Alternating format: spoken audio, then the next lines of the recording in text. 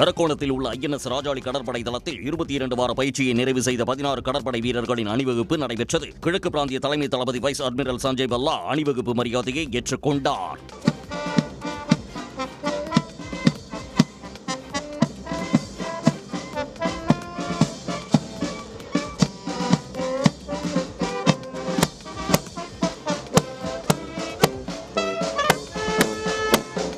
பயிற்சியில் சிறந்து விளங்கிய வீரர்களுக்கு சான்றிதழ் மற்றும் கோப்பைகள் வழங்கப்பட்டன. கிறிஸ்துமஸ் பண்டிகைக்கு இன்னும் 2 வாரங்களை உள்ள நிலையில் நாகர்கோவில் பகுதியில் வீடுகளை அலங்கரிக்கும் பணியில் கிறிஸ்துவர்கள் ஈடுபட்டு வருகின்றனர். கிறிஸ்துமஸ் பண்டிகைக்காக கிறிஸ்துவர்கள் தங்கள் வீடுகள், தேவாலயங்களில் நட்சத்திரங்கள், அலங்கார தோரணங்கள், குடில்கள் போன்றவற்றை அமைப்பது வழக்கம். அதன்படி நாகர்கோவில் சுற்றுவட்டார பகுதிகளில் உள்ள வீடுகள் தற்போதே ஜொலிக்கத் தொடங்கிவிட்டன. வெவ்வேறு விதமான நிறங்களில் ஒளிரும் நட்சத்திரங்களையும் குடில்களையும் பலரும் ஆர்வத்துடன் கண்டு ரசித்து வருகின்றனர். திருவண்ணாமலை கிரிவல பாதையில் அமைந்துள்ள துர்க்கையம்மன் கோவிலில் இத்தாலி நாட்டினர் சாமி தரிசனம் செய்தனர். இத்தாலி நாட்டைச் சேர்ந்த சுமார் 70 பேர் கோயில் வளாகத்தில் அமர்ந்து பக்தி பாடலை பாடி மனமுருகி வழிபட்டனர்.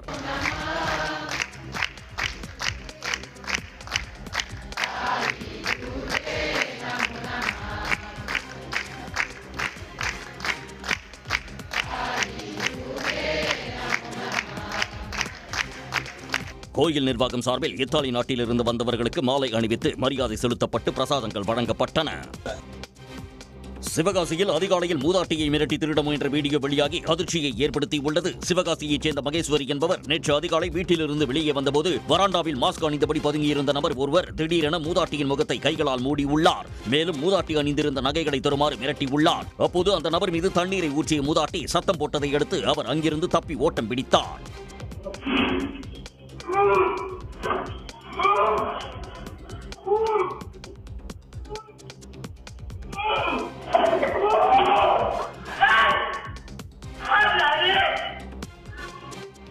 CCTV காட்சிகளின் அடிப்படையில் போலீசார் விசாரணை மேற்கொண்டு வருகின்றனர்.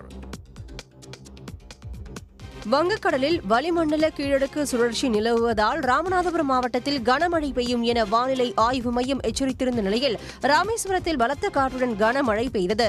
ராமேஸ்வரம் பேருந்து நிலையம், ராமர் தீர்த்தம், ராமநாத சுவாமி கோவில் ரத வீதி உள்ளிட்ட இடங்களில் பலத்த காற்றுடன் கனமழை பெய்கிறது.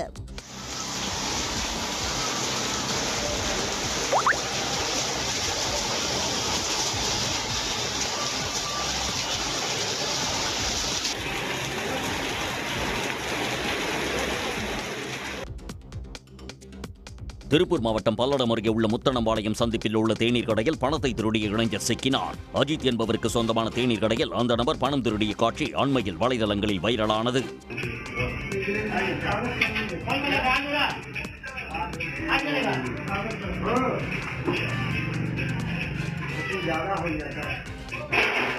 இந்த நிலையில் கோவை காமநாயக்கன்பாளையம் சோதனையில் தேநீர் கடையில் பணத்தை திருடிய பாலகுமார் என்ற இளைஞர் சிக்கினார். அவரை கைது செய்து போலீசார் விசாரித்து வருகின்றனர்.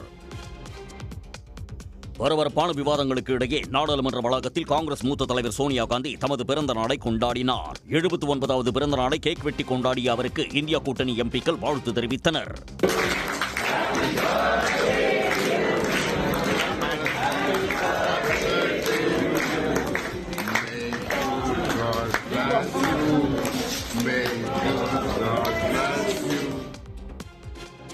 ராஜஸ்தான் மாநிலம் பார்மேர் மாவட்டத்தில் தரமற்ற சாலை போடப்பட்டதால் மக்கள் அதிர்ச்சி அடைந்தனர். புதிதாக தார் சாலை போடப்பட்டு ஓரிரு நாட்களை ஆன நிலையில் கைகளாலேயே பெயர்த்து எடுக்கும் அளவுக்கு மோசமாக உள்ளது.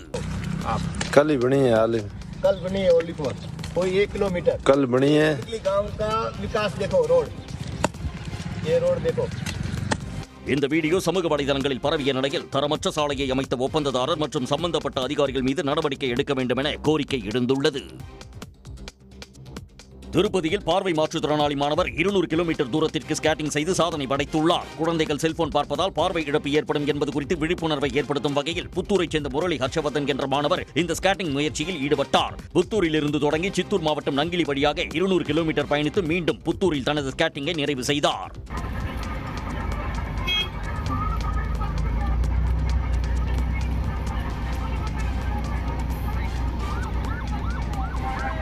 அவரது இந்த முயற்சி 3 சாதனை புத்தகங்களில் இடம்பெற்றுள்ளது. நாகாலாந்து மாநிலத்தில் நடைபெறும் பாரம்பரிய இருவாட்சி திருவிழா 9வது நாளாக கோலாகலமாக நடைபெற்றது. இதையொட்டி விருந்தினர்களை வரவேற்கும் வகையில் சாலைகளின் இருபுறமும் நாகா பழங்குடி மக்கள் திரண்டனர். அவர்கள் பாரம்பரிய இசை இசைத்தும் நடனமாடியும் மகிழ்ச்சியை வெளிப்படுத்தினர்.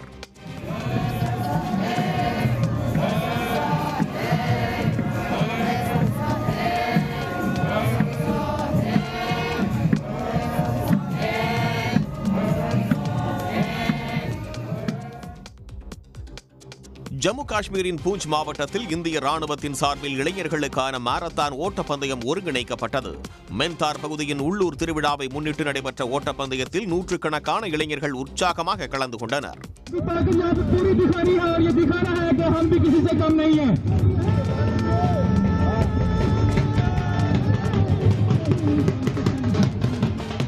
இந்திய ராணுவத்தின் ஆபரேஷன் சிந்து நடவடிக்கையை தொடர்ந்து மக்களுக்கும் ராணுவத்துக்கும் இடையிலான நல்லுறவை வலுப்படுத்தும் வகையில் இதுபோன்ற நிகழ்ச்சிகளை ஒருங்கிணைக்க வேண்டும் என்ற கோரிக்கை எழுந்துள்ளது. புதுச்சேரியில் உள்ள உப்பள மைதானத்தில் விஜய் பங்கேற்ற கூட்டத்திற்கு QR கோடு அனுமதி உள்ள 5000 பேர் மட்டுமே அனுமதிக்கப்படுவார்கள் என அறிவிக்கப்பட்டது. ஆனால் சிலர் QR கோட் சீட்டை வைத்திருந்தும் அனுமதிக்கவில்லை. இதனால் ஆத்திரமடைந்த ஒரு தொண்டர் அங்கு உலவிய எருமை மாடுகள் சிலவற்றை பிடித்து அவற்றின் மீது QR கோடு பதிவை ஒட்டி மைதானத்துக்கு அழைத்து வந்து அனுமதிக்குமாறு காவலர்களுடன் வாக்குவாதத்தில் ஈடுபட்டதால் பரபரப்பு ஏற்பட்டது.